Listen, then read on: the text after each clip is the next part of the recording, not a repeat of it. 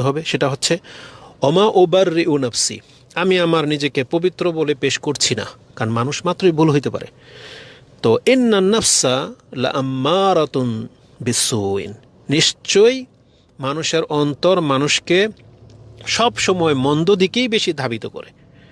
তবে কার নয়? ইল্লা মা রাহিমা রাব্বি, তবে আমার রব যার অন্তরকে সোজা রাখতে চাইবে তার অন্তর ছাড়া। ইন্না রাব্বি গফুরুর রাহিম, নিশ্চয় আমার রব ক্ষমাশীল এবং দয়াবান। এই কথাটা, এই তথ্যটা আপনার জানিয়ে দিয়ে কি বলা হয়েছে, যে কোনো মানুষকে আল্লাহ সুবহানাহু ওয়া তাআলার ছাড়া ছেড়ে দেন, তাহলে ও সঠিক রাস্তা পাবে না, ও সবসময় বাতিল দিকেই নেবে। কিন্তু ইল্লা মান রাহিমা রাব্বি বলা হয়েছে যখন, যে আমার রব যার জন্য চাইবে, তার মানে আল্লাহ সুবহানাহু ওয়া তাআলা যে রাস্তাটা আমাদেরকে দেখিয়েছেন, যারা ওই রাস্তাটা অবলম্বন করবে তখন সেই ব্যক্তির অন্তরই কেবল সঠিক পথে চলবে। না হলে খোলা অন্তর, এটা হলো খুঁটাবিহীন গরুর মতো, আপনি মাঠে ঘাটে ছেড়ে দিবেন, কোনো গ্যারান্টি নেই ও যে কোনো ধান খেতে মুখ দিবে। কিন্তু যে গরুটাকে খুঁটা দিয়ে গেড়ে দেওয়া হয়েছে, ওর সীমানা পর্যন্ত যেতে পারবে, তাহলে নিশ্চিত আপনি বলতে পারবেন যে ও ওই ঘাস পর্যন্তই সীমাবদ্ধ থাকবে, ও ধান ক্ষেত পর্যন্ত যাবে না, কারণ ও খুঁটাগাড়া। তা আমরা মুসলিমরা হইলাম আল্লাহ সুবহানাহু ওয়া তাআলার কাছে খুঁটাগাড়ার মতো, মানে আমরা ঈমান এনেছি যে আল্লাহ তোমার প্রতি বিশ্বাস করে নিলাম, তুমি আমাদের মালিক। তখন আল্লাহ আমাদের একটা হুদুদ দিয়ে দিয়েছেন যে তাহলে তোমাকে এই হুদুদের মধ্যে থাকতে হবে। এখন এই হুদুদের মধ্যে থাকার জন্য আপনার ইচ্ছা লাগবে, ইচ্ছা, মনকে বাধ্য করতে হবে আপনাকে, তাহলে আপনি সঠিক রাস্তার উপরে থাকতে পারবেন। আপনাকে মানে একবারে একিনের সাথে বলতে হবে আমি সুদ খাবো না, একিনের সাথে আপনাকে বাধ্য করতে হবে আমি কারো সাথে প্রতারণা করব না, আমি কারো কাছে ধার চাইব না, মানে নিজেকে এটার উপরে বাধ্য করতে হবে। যেমন 5 ওয়াক্ত সালাত আমি পড়বই, দাঁড়িয়ে রাখবই, মানে নিজেকে বাধ্য করতে হবে, তাহলে আপনি ইবাদতগুলো করতে পারবেন, আর করতে পারবেন না। তাই আজকের খুতবার বিষয় এটাই আমি পেশ করতাম, যেহেতু যেতে পারিনি, এখানে কোনো একটা মসজিদে সালাত আদায় করে নেব ইনশাল্লাহ। কোনো এক সময় বিষয়টা আগামী রবিবার দিন একটা বক্তব্য আছে মাধবদী, সেখানে হয়তো এটা পেশ করব। তো আমি আপনাকে দুই একটা নোক্তা এখানে গুরুত্বপূর্ণ কয়েকটা কথা বলে দিই। সেটা হচ্ছে, মানুষ যখন তার অন্তরের কথা শোনে, যেটাই যে আমাদের বললাম না, কিছু নেটের মধ্যে আপনার টিকটকের যে ভিডিও যেই দেখবেন যে ডাক্তাররা কথা বলতেছে, দার্শনিকরা কথা বলতেছে, ব্যবসায়ীরা কথা বলতেছে, যারা সফল হয়ে গেছে দুনিয়ায়, যারা উদ্যোক্তা, যারা পরামর্শদাতা, তারা বসে বসে দেখবেন এই যে এরকম ঘরের ভিতরে মানে ক্যামেরার সামনে বা রাস্তাঘাটে এরকম ছোট ছোট ভিডিও ক্লিপ দিচ্ছে যুবকদেরকে বা আপনাকে সঠিক রাস্তা দেখানোর জন্য, যে আপনার এম কি হবে, আপনার ভবিষ্যৎ কি হবে, কি করবেন, তারা এই ধরনের কথাগুলো বলে থাকে। তো আমি ওখান থেকে এই কথাটা আপনাকে বলতেছি, মানুষ যখন তার অন্তরের কথা শোনে, মানে এটাকে হাওয়া বলে, ইত্তেবাউল হাওয়া, তাদের সম্পর্কে কোরআনে এত কঠিন কথা বলা হয়েছে যেটা অন্য কোনো বিষয়ের প্রতি বলা হয়নি। মুশরিক, কাফের, এরা নাপাক, এরা গুমরা বলা হয়েছে, কিন্তু যে মানুষ তার অন্তরের কথা শোনে, মানে মন যা তাই সে শোনে, তাই সে করে, এর সম্পর্কে কোরআনের সবচেয়ে কঠিন কথা কি বলা হয়েছে জানেন? আল্লাহ বলেছেন, আরাআইতা মানিত্তাখাযা ইলাহাহু হাওয়া, আপনি কি এমন ব্যক্তিকে দেখেছেন যে তার ইচ্ছাটাকে, মানে তার মনের কামনা বাসনাটাকে ইলাহ বানিয়ে নিয়েছে? ইলাহ তো একজন আছেনই যিনি আমাদেরকে সৃষ্টি করেছেন। ইলাহার কাজ কি? ইলাহ যা আদেশ করবে আমরা তার বন্দিগি করব, সে হচ্ছে আমাদের ইলাহ। ইলাহ মানে এখানে আল্লাহ রবও বলে নাই, বলছে ইলাহ। ইলাহ মানে হচ্ছে যার গোলামি করা যায়, তিনি হচ্ছেন ইলাহ, যিনি আমাদের মাবুদ, যার ইবাদত করা লাগে। তো মানুষ যখন তার নিজের কথা শুনে, নিজের অন্তরের মতো চলাচল করে, তাহলে আল্লাহ বলেছেন ও ওর মনটাকে, ওর ইচ্ছাটাকে ইলাহ বানিয়ে নিল, মানে আল্লাহর মতো করে নিল। যেহেতু মুখে বলে না যে আমি আমার নিজেকে ইলাহ হিসাবে মানি, যেমন ফেরাউন বলেছিল, সে হয়তো মুখে বলে না, কিন্তু তার স্বেচ্ছাচারিতা, তার পুরোটা লাইফ নিজের মতো করে করতেছে, যেমনভাবে আল্লাহর কথাগুলো মেনে নেওয়া উচিত ছিল, কিন্তু সে নিজের ইচ্ছাটাকে ওইভাবে প্রাধান্য দেয়। যে বললাম, উদাহরণস্বরূপ নিয়ে নেন হালাল খাওয়ার ক্ষেত্রে, উদাহরণস্বরূপ নিয়ে নেন 5 ওয়াক্ত নামাজ পড়ার ক্ষেত্রে। ফজরের নামাজ আমরা ঘুমিয়ে আছি, এটা আমার ইচ্ছা, কিন্তু আল্লাহর ইচ্ছা কী ছিল? না, তুমি এখন ওইটা সালাদ আদায় করো। মহিলারা যারা পর্দা করেন না, আপনি আপনার নিজের ইচ্ছাটাকে প্রাধান্য দিয়েছেন, যেটাকে আল্লাহর ইচ্ছাটাকে প্রাধান্য দেওয়া উচিত ছিল। তো আল্লাহ সুবহানাহু ওয়া তাআলা খুব কঠিনভাবে বলেছেন, আরাআইতা মানিত্তাখাযা ইলাহাহু হাওয়া। কোরআনের 2টা জায়গায় এই আয়াতটা আপনি পাবেন। একটা জায়গায় আফারাআইতা ফা দিয়ে আছে, একটা ফা ছাড়া আছে, যেটাতে আপনি ফুরকানের 43 নম্বর আয়াতটা আমি এখন আপাতত কোট করলাম আপনার কাছে। দ্বিতীয়ত আল্লাহ সুবহানাহু ওয়া তাআলা বলেছেন, যারা মূলত নিজের অন্তরের কথা শুনে নিজের অন্তর মোতাবিক চলে, এমন ব্যক্তি সব থেকে বেশি গুমরাহ, আর এদের আগে পিছে বা এদের থেকে পরামর্শ নিতে আল্লাহ নিষেধ করেছেন, যারা নিজের মতো করে চলে। একটা আয়াত আপনি নিতে পারেন, যেটা সূরা কাসাসে 50 নম্বর আয়াতে আল্লাহ বলেছেন, আন্নামা ইয়াত্তাবিউনা আহওয়াআহুম, কিছু ব্যক্তিরা আছে, তার আগে কিছু আয়াত আছে, ফাইন লাম ইয়াস্তাজিবু লাকা ফাআলাম, আল্লাহ বলেছেন, হে নবী, আপনি দেখতে পাবেন পৃথিবীতে কারা আপনার কথা শোনে না, মানে না, যারা আপনাকে নবী হিসেবে চিনে, স্বীকারও করে নিল, কিন্তু আপনার কথা মতো চলে না, কাদেরকে পাবেন এই চরিত্রের আপনি জেনে নেন। আল্লাহ বলেছেন, ফাআলাম আন্নামা ইয়াত্তাবিউনা আহওয়াআহুম, তারা হলো ওই শ্রেণীর মানুষ যারা নিজের অন্তরের কথা শুনে, মানে তার মন যা চায় তাই করবেও, তারাই কেবল জেনে শুনে ইসলাম সত্য, কোরআন হাদিস সত্য মেনে নেওয়ার পরেও আমল করতে পারে না, শুধু তার মনের খায়েশটাকে পুরা করার জন্য। কারণ তার মন চাচ্ছে এটা, তার মন চাচ্ছে এমন মহিলা, তার মন চাচ্ছে আমি এটা করব, এটা খাবো, এখন নামাজ পড়বো না, টাকনার নিচে প্যান্ট দাড়ি রাখবো না, তার মন চাচ্ছে এক কথায়। আল্লাহ বলেছেন তারা অধিকাংশরাই হলো তাদের মনের প্রাধান্য দিয়ে থাকে। এবং আল্লাহ বলেছেন, ওমান আদাল্লু মিম্মান ইত্তাবা হাওয়াহু বিগাইরি হুদাম মিনাল্লাহ, আল্লাহ বলেছেন যেই ব্যক্তি আল্লাহর পক্ষ থেকে দেখানো হেদায়াতকে প্রত্যাখ্যান করে দিয়ে নিজের ইচ্ছাটাকে প্রাধান্য দিল, ওর চাইতে বড় গুমরা আর পৃথিবীতে কে আছে। এই জন্য বলেছি, যারা মনের কথা মতো চলে, আল্লাহ তাদের সম্পর্কে সব থেকে কঠিন কথা বলেছেন এই আয়াতগুলোতে, সেই জিনিসটা আপনি পাবেন। এবং আল্লাহ সুবহানাহু ওয়া তাআলা বলেছেন এমন ব্যক্তিদের অনুসরণ করতে নিষেধ করা হয়েছে। কেন বললাম? ওই যে যারা বললাম না, নেটে আপনাকে দুনিয়া সৌন্দর্যতা শিখাবে, যারা পরকালমুখী কথা বলে না, তো আপনি তাদের কাছ থেকে পরামর্শ নিয়েন না। কারণ দেখেন, তারা সবাই পয়সাওয়ালা ব্যক্তি। আর আমি দেখেছি যে সিরিয়াল বানানো হয়, নাটক, ফিল্ম বা এই ধরনের কথাবার্তা, আনুষ্ঠানিকতা, এই টক শোগুলো হয়, সব পয়সাওয়ালাদের, সামর্থ্যবানদের, যাদের লাইফের সাথে আপনার লাইফ মিলবে না। তারা হয়ে গেছে কোনোভাবে পয়সাওয়ালা, তাদের জীবনে কষ্ট উত্থান পতন হয়েছে, মেনে নিলাম। কিন্তু দেখেন, বাস্তবতা আর গল্প কোনো দিন এক হয় না। তো বাস্তবতার গল্প কখনোই এক হবে না। বাস্তবই, মুসলিমদের জীবনই একটা, কাফেরদের জীবনই একটা, যারা পরকালমুখী তাদের জীবনই একটা, যারা দুনিয়ামুখী তাদের জীবনই একটা। এই জন্য আপনি কোন পথটা বেছে নেবেন সেটা হচ্ছে বিষয়। আর আমরা এই ধরনের কথা কেন বলি? কারণ আমরা অত চাকচিক্য জীবনযাপন করি না, এই জন্য আমাদের কথাগুলো বুঝতে আপনার জন্য সহজ হবে। এখন এমন যদি হইতো যে আমি অনেক শান শৌকতের সাথে আছি, এখন গাড়ির ভিতরে বসা, যদিও কারণ এটা তো নিয়েছি যেহেতু পরিস্থিতির কারণে, কিন্তু আমাদের ব্যক্তিগত গাড়ি নিয়ে আমরা চলি না, অধিকাংশ সময় অটো দিয়ে চলি, আপনারা দেখতে পান, হেঁটে যাই। তারপরে অনেক কিছু আছে যেগুলো আমাদের রেসপেক্ট নাই। তাহলে এই জন্য আমাদের কথাগুলো বুঝতে আপনার সহজ হবে, কারণ আমি আপনার সমাজেরই মানুষ, আপনার লেভেলের মানুষ। এমন না যে অনেক ওঢেল সম্পত্তির মালিক হয়ে গেছে এই জন্য হয়তো পরকালের কথা বলতেছি, যে না, কষ্ট দুঃখ অভাব আমাদেরও আছে।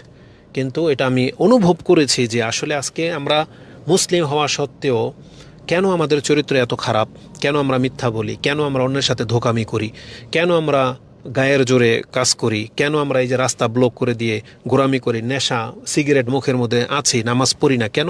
সবগুলোর মূলে হচ্ছে আপনার ইচ্ছা। এটা হচ্ছে অধিকাংশ মানুষদের এক ভাগ। আর অধিকাংশ মানুষ তো যে আল্লাহ বলেছেন যে এদেরকে ছেড়ে দেন, যে আপনি যদি তাদেরকে হেদায়েতের দিকে ডাকেন আর নাই ডাকেন, তাদের কোনো পরোয়া হয় না।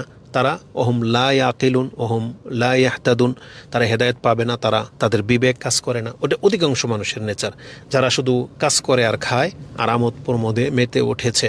কিন্তু যারা দুনিয়াতে ভালো, সে দেখেন কিছু মানুষ আছে যে ধার্মিক না কিন্তু ভদ্র, আর অধিকাংশ শ্রেণীর মানুষ ধর্মকর্ম তো নাই, বরং অভদ্র, একেবারে অভদ্র। নাস্তিকদের মধ্যে ভদ্রতা আছে, কিন্তু মুসলিমদের চরিত্রের মধ্যে এমন হয়ে গেছে এরা শুধু মুসলিমের ঘরে জন্মে গেছে, কিন্তু দিন ধর্ম নাই, না দুনিয়া ঠিক, না ভদ্রতা আছে, কিছুই নেই এদের মধ্যে।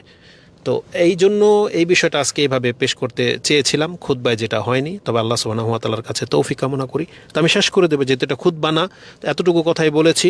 কেন এই আপনার ইচ্ছা লাগবে, একটা চমৎকার একটা হাদিস বলি আপনাকে, মানে 1 মিনিটের মধ্যে। রাসূলুল্লাহ সাল্লাল্লাহু আলাইহি সাল্লাম একদিন আলী রাদিয়াল্লাহু তাআলা আনহুর ঘরে গেলেন, যেখানে ফাতেমা রাদিয়াল্লাহু তাআলা আনহা ছিলেন। তখন তাদের দুইজনের কাছে রাতের একটা কোনো অংশে, হয়তো বা গভীর রাতে বা রাতের অনেক লম্বা অংশে তিনি গেলেন, গিয়ে তাদেরকে জিজ্ঞেস করলেন যে তোমরা কি সাল্লিয়ান, তোমরা কি রাতের সালাত আদায় করো বা করেছো? তখন তারা উভয়ে জবাব দিয়েছিল, বা ফাতেমা রাদিয়াল্লাহু তাআলা আনহা বলেছিলেন, ফাইদা, যে ইয়া রাসূলুল্লাহ, আনফুসুনা বিয়াদিল্লাহ, আমাদের নাফস তো আল্লাহর হাতে। এই যে যেটা আজকে অধিকাংশ মুসলিমদের চরিত্র, যে আল্লাহ চাইলে তো আমাকে হেদায়েত করে দিবে, বা আল্লাহ চাইলে তো আমি নামাজ পড়ব, দোয়া করেন হুজুর যারা বলে। ফাতেমা রাদিয়াল্লাহু তাআলা এই কথাটাই বলেছিলেন, আনফুসুনা বিয়াদিল্লাহ ফাইদা শাআ আইয়াবাসানা বাসানা, আল্লাহ যখন চাইবেন আমাদেরকে জাগাতে রাতের যে অংশে, তাহলে তখন আমাদেরকে জাগিয়ে দিবেন, তখন উঠে আমরা সালাত আদায় করব। এই কথা শুনে রাসূলুল্লাহ সাল্লাল্লাহু আলাইহি সাল্লাম একটা কথাও বলেন নাই, চুপ করে উঠে গেলেন, রানের উপরে থাপ্পড় দিয়ে উঠে গেলেন। উঠে তাদেরকে প্রস্থান করার সময় তিনি কোরআনের একটা ছোট্ট টুকরা বললেন। তিনি বলেছেন, ওয়াকানাল ইনসানু আকসারা শাইইন জাদালা, নিশ্চয়ই মানুষ অধিকাংশ বিষয়ের ক্ষেত্রে তর্কপ্রিয়। এ কথাটা বলে তিনি বেরিয়ে গেলেন, আর কিচ্ছু বলেন নাই তাদের কাছে। হাদিস কিন্তু বুখারীতে আছে, বুখারীতে হাদিসটি আপনি 1127 নম্বরে পেয়ে যাবেন। আমি হাদিসটাকে এখানে কেন নিয়ে আসলাম, এটা সত্য কথা যে আমাদের সবার অন্তর আল্লাহর হাতে আছে। আল্লাহ যেইভাবে চাবে সেইভাবে ঘুরিয়ে দিতে সক্ষম, যখন যেটা চাইবে তাই হবে। এই জন্য যারা দাঁড়িয়ে রাখেন না, যারা নামাজ পড়েন না, হ্যাঁ আপনাদের এই চরিত্র এটাও আল্লাহ জানে, বা আল্লাহর ক্ষমতাধীন। আল্লাহ চাইলে আপনাকে মসজিদে ঘুরে দিতে পারে, যেটা আপনি মনে করে থাকেন, বা এই যে এখানে বলা হয়েছে যে আল্লাহ যখন আমাদেরকে জাগাইতে চাইবেন, আল্লাহ নিজেই জাগাই দিবেন। এই উদাহরণটা হলো ওই রকম, আল্লাহ সুবহানাহু ওয়া তাআলা আপনাকে হালাল পানি খাওয়ার ব্যবস্থা করে দিয়েছেন। পানিটা আপনার সামনে আছে, গ্লাসে আছে, বোতল আছে, গ্লাস আছে। এখন আপনি চাচ্ছেন, আল্লাহ চাইলে এই পানি যদি আমার তকদিরে থাকে, তো পানি উঠে এসে আমার মুখে এসে যাবে, আমাকে হাত দিয়ে গ্লাসটা ধরতে হবে কেন? মানে এটা হচ্ছে আপনার থিঙ্কিং। দাড়ি রাখার ক্ষেত্রে বলেন, 5 ওয়াক্ত নামাজ পড়ার ক্ষেত্রে বলেন, পর্দা করার ক্ষেত্রে বলেন, হালাল খাওয়ার ক্ষেত্রে বলেন, মানে আপনি চাচ্ছেন যে আল্লাহ চাইলেই তো আমাকে এটা করে দিতে পারে। তার মানে আপনার উদাহরণ হচ্ছে ওই গ্লাসে পানি ঢেলে আপনাকে খেতে বলা হয়েছে, কিন্তু আপনি সেটা নিতে চাচ্ছেন না। আপনি বলছেন না, পানিটা উঠে এসে আমার মুখে ঢুকে যাক। জেনে নেন, আল্লাহ কোনোদিন এই কাজটা আপনার সাথে করবে না। বরং আপনাকে বলা হয়েছে যে পানিটা তুমি যদি ঢেলে খাও, তাহলে তোমার রিজিকে এটা অন্তর্ভুক্ত হবে। এটা রিজিকের অন্তর্ভুক্ত করা হয়েছে, আপনার ইচ্ছাটাকে। তো মানুষ ইচ্ছা হইলেই মুসলিম হইতে পারে, মানুষ ইচ্ছা হইলেই সালাত আদায় করতে পারে। আপনার ইচ্ছাটা থাকবে, এটা প্রথম নুকতা আপনাকে বললাম। এই জন্য যারা মুসলিম নামাজ পড়েন না, আপনাকে প্রথমে নামাজি হওয়ার ইচ্ছা থাকতে হবে। এটার পেছনে আল্লাহ সুবহানাহু ওয়া তাআলার সেই আয়াতটা স্মরণ করে আল্লাহ কি বলেছেন, ইন্নাল্লাহা লা ইউগাইয়িরু মা বিকাউমিন হাত্তা ইউগাইয়িরু মা বিআনফুসিহিম, যেই জাতি নিজেই পরিবর্তন চায় না, আল্লাহ কোনদিন সে কাউমকে পরিবর্তন করে দিবেন না। এটা কোন ক্ষেত্রে? ওই যে ব্যক্তি পানি ঢেলে খেতে চায় না, তো তার পানি উড়ে এসে তার মুখে ঢুকে যাবে না। এটা এইভাবে আপনাকে নিতে হবে। আল্লাহ সুবহানাহু ওয়া তাআলা সবার জন্য হেদায়েত চান, এই জন্য তো কোরআন নাজিল করে দিয়েছেন। আল্লাহ তো বিশেষ শ্রেণীকে বলে নাই যে তোমরা শুধু কোরআন পড়তে পারবে, ওরা পারবে না। বরং যারা কোরআন পড়তে পারে, যারা কোরআন থেকে হেদায়েত নেবে, তারাই হেদায়েত পেয়ে যাবে। আল্লাহ হেদায়েতের রাস্তাটাকে সহজ করে দিয়েছেন। এই জন্য আল্লাহ বলেছেন, ইন্না হাদাইনাহু সাবিলা ইম্মা শাকিরান ওয়া ইম্মা কাফুরা, আমি তোমাকে রাস্তা দেখিয়ে দিলাম, তুমি চাইলে আমার শুকরগুজার বান্দা হতে পারো, না চাইলে নাশুকরি করো, তবে মরার পরে বিচার হবে। যারা এটা মেনে নিয়েছে তারা আল্লাহর বান্দা, যারা মেনে নেয়নি তারা কঠিন শাস্তি পাবে। তাহলে হাদিসটার মধ্যে অনেক গুরুত্বপূর্ণ একটা মেসেজ আছে যে হ্যাঁ, আল্লাহ চাইলে আপনাকে রাত্রে জাগিয়ে দিবে, কিন্তু আল্লাহ দিবে না। আল্লাহ বলেছেন যে তোমাকে আমি জানিয়ে দিয়েছি রাতের এই অংশে নামাজ পড়লে বেশি নেকি, ফরজ নামাজ পড়া তোমার জন্য ফরজ, আসসালামু আলাইকুম, তোমার উপরে ফরজ। তো এখন আপনি যদি না পড়েন, তাহলে আল্লাহ সুবহানাহু ওয়া তাআলা আপনাকে ঘুম ভাঙিয়ে দেবে না। তবে আল্লাহ ব্যবস্থা করে দিয়েছেন, মসজিদে আজান হয়, আপনাকে অ্যালার্মের ব্যবস্থা করে দেওয়া হয়েছে। কেন এগুলোর প্রয়োজন?